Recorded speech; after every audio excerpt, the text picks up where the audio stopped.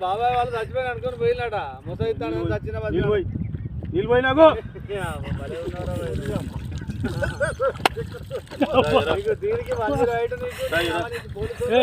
ఎందుకు పన్న వాళ్ళ ఎందుకు అనుకున్న వాళ్ళ ఈ చల్లదనానికి ఎండకు చేయలేక కన్నీకి ఓడిపోయి వచ్చిన గెలవలేక ఏం చేసావు 10 రోజుల నుంచి గణేట్ చేత నాతో గట్టించి నా కష్టం దోచుకొని గణేట్ రాయ్ నాకు అంటే డబ్బులు ఇచ్చారు కానీ శ్రమ